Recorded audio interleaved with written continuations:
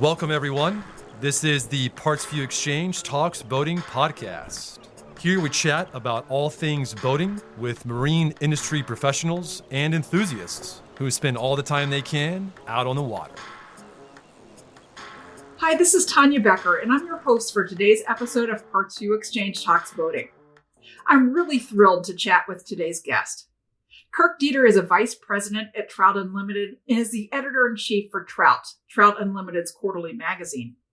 He's also an editor-at-large for Field and Stream magazine, and just some of the places his stories have appeared over the years, in addition to Trout and Field and Stream, include Garden and Gun, The Drake, Fly Rod and Reel, Fly Fisherman, Big Sky Journal, and Salt Water Sportsman.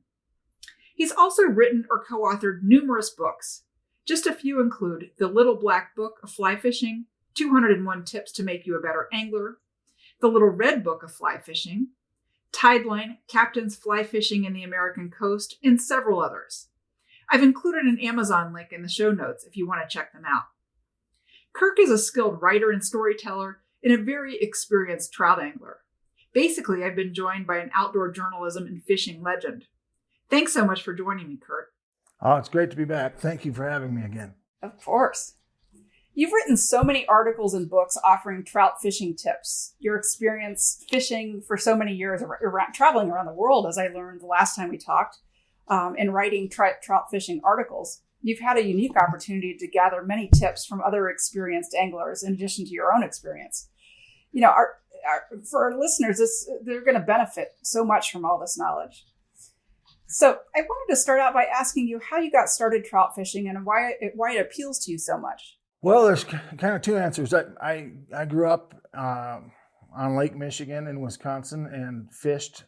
I had the fishing bug when I was a little boy. My mom would get mad at me. I would ride my bike over to the piers and throw spoons for salmon and other fish, and sometimes I'd catch them and bring them back sling them over my shoulder and pedal home, and then my mom would have to throw me back in the bathtub to get me ready for school again, and blah blah blah. So I mean, I was a fishy little dude. But then I took up fly fishing for trout to impress a girl. We were dating, yeah, and mostly her father. We were dating, and she invited me to her cabin and to meet her family, and I went and they sent me down the river and put me in waders, and she came to find me a couple hours later, and I said, "Do I have to come back yet?"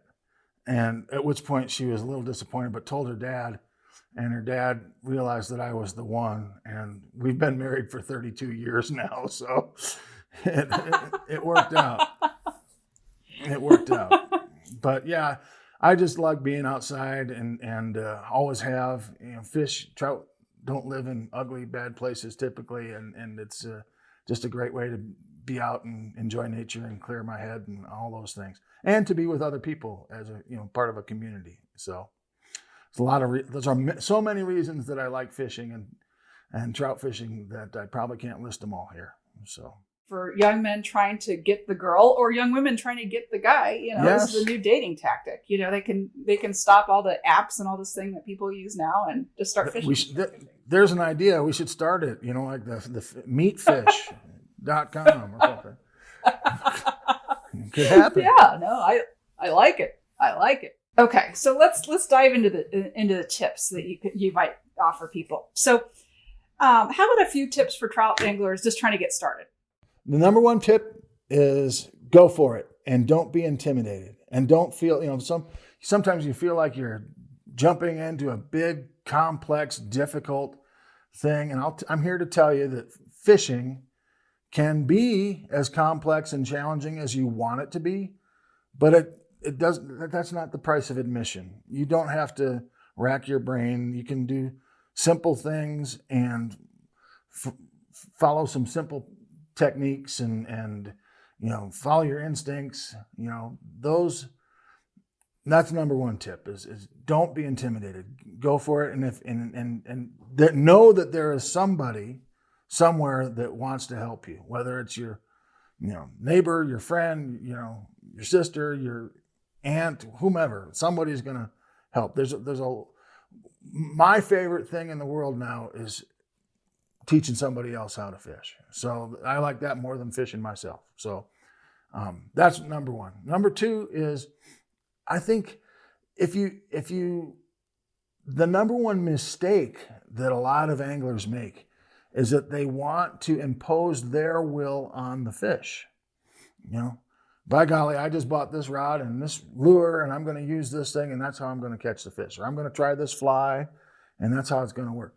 Well, sure, that's good. But sometimes if you sit and watch and think and you let the fish dictate the action, that is a lesson that never goes out of style, no matter how good you get. And the sooner you learn that one, the more your success will manifest sooner. So let the fish dictate, watch, observe, keep your eyes peeled, your ears open, and that's my number one tip for beginners.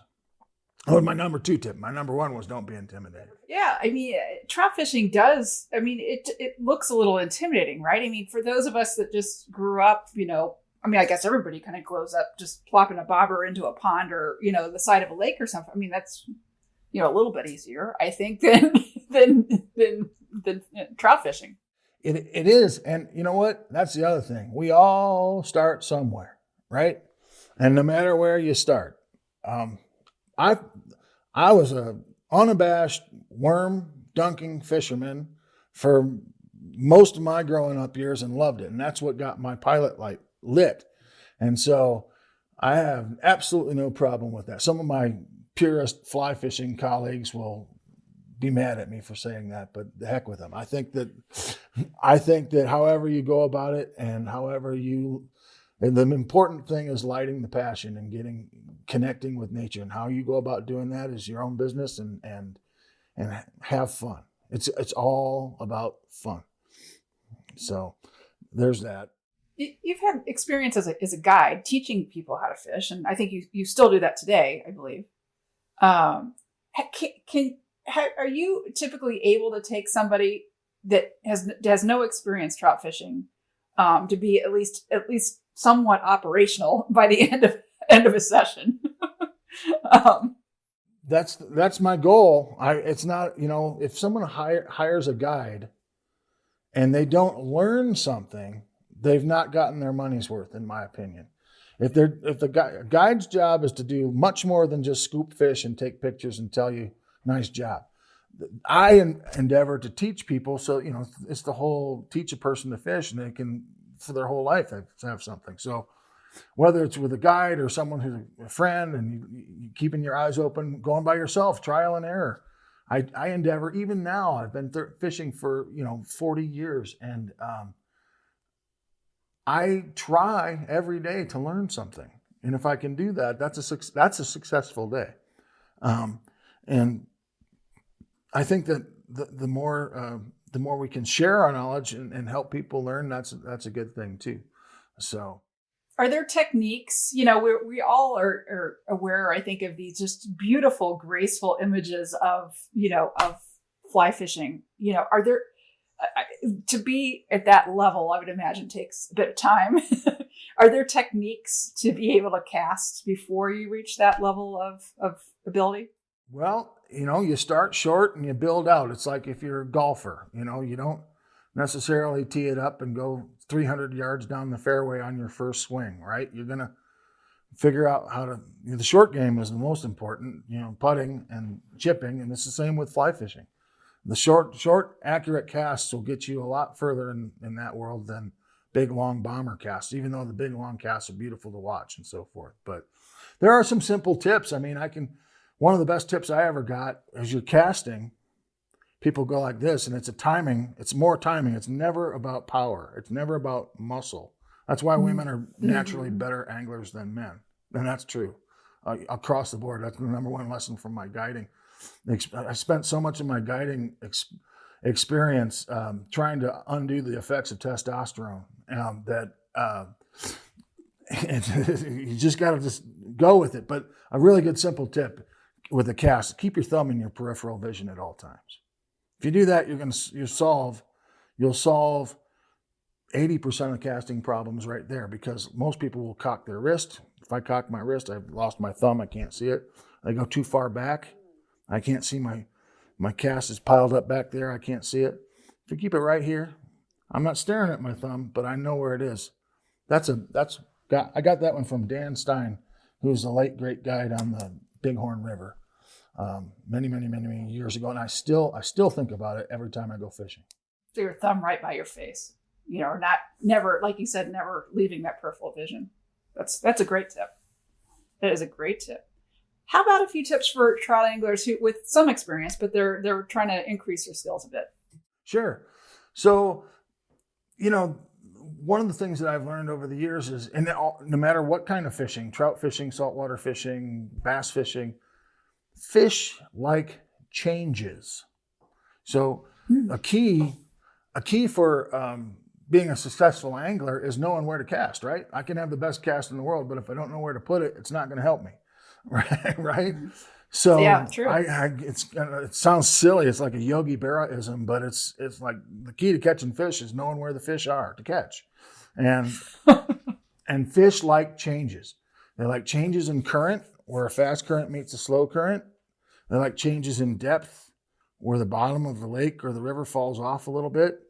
They like changes in structure, where there's rocks or there's trees or there's a weed mat.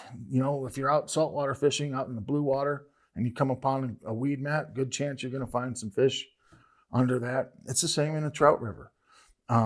Find places where you have changes in current, changes in depth, changes in structure, changes in color. That usually indicates a change in depth, but if I'm fishing in the river and it seems light brown or green, and then it goes to a darker color, that indicates a change, and probably a change in depth and or structure. And that's a place where I'm going to key on and make my cast, concentrate casts. So that's one tip for somebody who's kind of moving along the spectrum a little bit. Another thing is it's important to consider what happens next. It's like a chess game, right? So if I happen to catch a fish here or hook a fish here, what's going to happen next? Well, is he going to wrap me around that tree over here? Is he going to take me out over the coral reef out there? Is he going to do this? So I'm always thinking 3 or 4 steps as I'm fishing. I'm thinking, here's what I'm going to show him.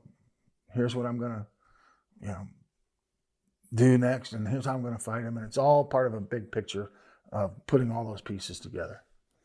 And then and you got to stop me because I can keep just bubbling off with these tips. Oh, no, keep going. Yeah, I'm sure people love it. People love this.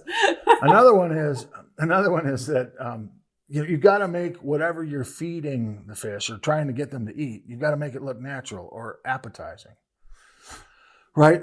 I've got a good story about that. I was permit fishing with Bill Curtis, who's a legendary flats guide in Florida. He invented the polling platform, and he's gone now. But it was just such an honor to fish with him. Anyway, and this Curtis Bay, they named a part of the water after him, and we had a big permit come in, and I made a cast, and I thought, wow, this is great. I just shot it out 60 feet, right out in front of the permit, a little bit past. And my crab fly hit the bottom, and I started dancing that crab, stripping it toward the fish, and the fish just turned and boogied off. I mean, he couldn't get out of there fast enough. And Bill Curtis got down off the polling platform, and he'd already knew what was going to happen. And I said, what did I do wrong? I made a good cast. He said, fish aren't used to food attacking them, meaning I had thrown my bait a little too far, and I was walking a crab toward a permit's mouth. Well, what crab in his right mind is going to walk toward a permit's mouth? And permit know that. So, yeah. And in a trout world, if you've got a trout that is eating dry flies, you have to present that fly in a way that looks natural. It's got to look like a little tiny mayfly that's at the mercy of the current. And you can't have drag on your line. You can't have it swimming and skating around. If it looks like a Miss Budweiser hydrofoil plane or boat or something, it's moving like unnaturally, the fish is not going to eat that too. So making whatever you we call it presentation. Making your presentation as natural as possible is, I think, the number one or one of the top things for intermediate anglers to really drill down on. That's what takes you from being good to being great, is understanding presentation. That's great. Yeah, and to your point, I mean, fish are smart. I mean, I think sometimes we, discredit the just the survival of intelligence of virtually any species, really. I mean, it's they're not dummies. So well, that's right. I mean, we can call it like it is. They have brains the size of nuts, right? So they're not like intellectual giants, but really when you're out there, what you're really doing is you're playing a game with instinct, and you're trying to trick thousands and thousands of years of built-in instinct. Particularly that's why we all love wild fish and native fish so much, because they have that instinct. They're the ultimate quarry for an angler. So if you're matching wits against instinct, that can be a pretty tricky game. And that's where it really shines. That's where the sport blossoms, I think. That's a really good point, because you're not going to win that argument through fancy debate. You're just going to, instinct is instinct. You're not, if you're wrong, you're wrong. That's right. That's right. No flowering rhetoric is going to change the fish's mind. That's right. How about advanced, some advanced tips or techniques? I mean, how does somebody, I know start short, and so how does somebody advance eventually to that like beautiful kind of casting pattern that is trout fishing so iconic? Well, practice is key, and you don't have to be on the water to practice. If we're talking specifically about fly casting, I like to set hula hoops out in the yard or go to the local park or the school and throw hula hoops. And a drill that I was taught years ago is to strip out 40 feet of line, right? And then hold the fly in your hand, and you've got 3 targets, 1, 2, 3 hula hoops. They're each 40 feet away from you. And either if you're by yourself, mentally call one, but say, I'm going to go to hoop 3. But if you can go 40 feet in 4 seconds, you can catch almost any fish in any situation in the world with a fly rod. So you develop that, get the line going, you're going to lengthen the cast out, you're going to double haul the line, which is pulling a little tension on it to get that line speed going, and then you're going to drop it on the target. And if you can do all that in 4 seconds, it's just like going and practicing chipping if you're golfing, or your serve if you're playing tennis, or going in the batter's box or the batting cage if you're a baseball player or softball player. Just those little drills and things like that will help. Another thing that the advanced angler starts to instinctively feel, but it takes years to kind of know it, where you stand and what you do, whether you're on a lake or in a river or where. It's a game of inches. And if you just move sometimes 2 feet to the right or 2 feet to the left, you're factoring in shadows and the sun, the position of the sun. So like if I'm doing that beautiful fly cast and I'm making a shadow over the fish that I'm trying to catch, that fish is smart enough. He's got conical vision. His eyes are on the tops of his head, right? He's looking out this way. He's not looking forward like you and I are. He's looking this way. He's going to see that. So move a little bit, hide your presence a little bit, the sun, the shadows, the drag that's created by river currents on your line, just subtle, tiny little differences of 3 feet here, 4 feet there, make all the difference in the world. I did a story for Field and Stream magazine several years ago, and I put on scuba tank and a mask and wetsuit, and I went down in a river and watched the trout eat and watched my friends fish to the trout and watched what the trout did when I was down there. And first of all, I was able to get really close to the fish. Why is that? Because the fish aren't used to seeing a big neoprene bubble blowing blob next to them. They didn't process what I was, right? They didn't know what I was. So it didn't throw them off. But what did throw them off, the number one thing, shadows overhead. So a bird would fly over and those fish would go for shelter because that's their natural predator. Or an errant cast would splash right on top of them and they would go for shelter. Those types of things. So observing the fish, that was an interesting lesson. It was called Going Deep in the name of trout research. So I did. That's interesting. I did Going Deep. I did Going Deep for bass research and walleye and pike and a bunch of different species. That's fascinating. I'll find some of those episodes. I'll include or episodes, those articles rather. I'll include them actually in the show notes. That people would like that. I think to check that out. That was fun. So that's great. That's awesome. This isn't really an advanced or, a kind of a skill level question, but from what I understand, more people, some of the, some of the kind of traditional wading techniques, I mean, that's certainly very alive and well in the trout fishing world, I know, but it seems as though many people are starting to use boats or, little boats to get to more remote kind of waterways that maybe you couldn't wade to, you couldn't get to via wading so easily. Do you find that to be the case? I think the last 2 years with the pandemic and everything and turning so many people to water when they couldn't go to t-ball games and they couldn't go to malls and they couldn't go to bowling alleys and movie theaters and that stuff. They found water, which is a wonderful thing. I think it's the biggest boat renaissance I've ever seen in my life, and personal watercraft, stand-up paddle boards, pontoons, raft, small motorboats. And the reason is really simple. They set you free. They give you opportunities to go and find places that are further off the beaten path. You're not right there at the parking lot and the boat ramp. You go across the lake and there might be 100 people fishing the lake, but you find your own little spot and you've got your own solitude and your own fishing experience, and it's wonderful. So boats are liberating for anglers, and the designs and everything that they're doing now, you don't have to be super expert, and you don't have to spend an arm and a leg, and you don't have to do. There are so many opportunities now, and it's made the fishing world for me a lot more interesting. And one of the things we're doing with Trout Unlimited in our media is we've got an area that's dedicated specifically to boats now. We call it the Thalwag blog. It's about boats on rivers. And it's just, maybe you fish, maybe you don't, but you connect. You have a vested interest in cold, clean water if you like boats, right? Canoes and so on and so forth.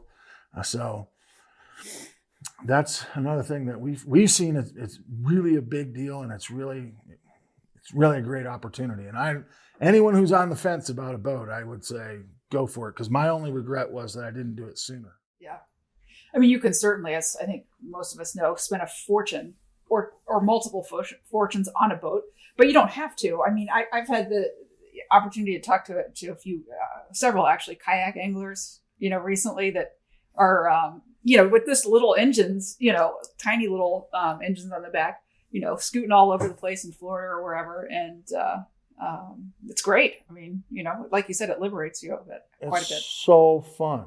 It's so fun. And it takes the pressure off because you don't really care if you catch as many fish that way, right? If you're out boating, you're doing another thing. You have a good day either way. That's right. Before I let you go, do you have any trout fishing destination suggestions for people who might be planning spring, summer travel, vacation travel? Well, any favorite places? I think next summer and spring, and when things start to warm up and the fishing gets going, it's going to be another really good year, exciting year. If you're going to connect with your home water, first of all, and go as often as you can. I spent, because I wasn't getting on airplanes like I used to, flying all over the world, I spent last summer or the summer before connecting with my home water in ways that I hadn't before. And you'd be surprised, just a little bit of hiking, a little bit of getting off the beaten path, and you can find some amazing things right in your own backyard in a lot of places. And it doesn't necessarily have to be trout. It can be bass where it's warmer, pike and walleye or whatever. So home water is important, but I think the Great Lakes region is going to have a real renaissance. I know a lot of my friends who are in the Rocky Mountains now are planning trips to Michigan and Wisconsin and other places like that. I know I'm going this year to Michigan, and I think those will be great. As far as bucket list worldwide destinations, my favorite place and where I'm going to go back is Tasmania in Australia, and something to be fishing in a river for trout and have a duck-billed platypus come up and look at you, or wallabies bouncing along, mini kangaroos bounding along the side of the river. It was surreal, and that's the first place I'm going to go back when I can go so far away. That's incredible. That sounds amazing. But you're right, though. I particularly love the western coast of Michigan. Yes. Partly because it's kind of easy to get. I mean, obviously, the farther up you go, the harder it is to get to from really anywhere. But it's easy to get to from Chicago. You just pop over there. But the East Coast, the upper East Coast is very nice too. North of Flint, Detroit, etc. Absolutely. I haven't had as much opportunity to hang out in that area, but it's great too. It is. Everywhere is great. Everywhere in the Great Lakes is great. They call them that for a reason. So for a reason, the Great Lakes are great. Yeah, that's right. The dunes. I close my eyes and I think of places like that where I grew up. The big walls heading down to the lake and the vast horizon. It's beautiful. So I think that's going to be a hot spot. It always is. It's going to be a hot spot, especially this summer. Maine, New England, lots of great options. Florida, lots of great options. Well, thanks so much for being here with me today, Kurt. I enjoyed. I encourage all of our listeners to follow Kurt and Trout Unlimited on their social media channels, and I've included those links in the show notes. I'd also encourage our listeners to visit Trout Unlimited at tu.org, check out their work, and consider becoming a member. And finally, I've included an Amazon link that allow you to easily find all Kirk's books. And I'm going to find those articles that we talked about earlier too, and include those in the show notes as well. And so thanks again for being here, Kurt. It was great talking with you, and I hope we can do this again soon. Thanks for having me. It was a great pleasure. Thanks for tuning in to this episode of the PartsVu Xchange Talks Boating podcast. Is it almost time for routine maintenance on your outboard or Mercruiser marine engine? Check out our easy-to-use maintenance kits at PartsVu.com. And for free shipping, use the coupon code PVTalksBoating, a special perk for our podcast listeners. Follow us on Facebook and Instagram for boating knowledge, to keep in touch with the PartsVu community, and for special sales and promotions. Don't forget to subscribe, rate, and review this podcast, and check out the show notes for the coupon code just mentioned, more information about PartsVu and the products we offer, as well as our boating blog, the PartsVu Xchange. And a big thanks to Min for performing the original music featured within this podcast.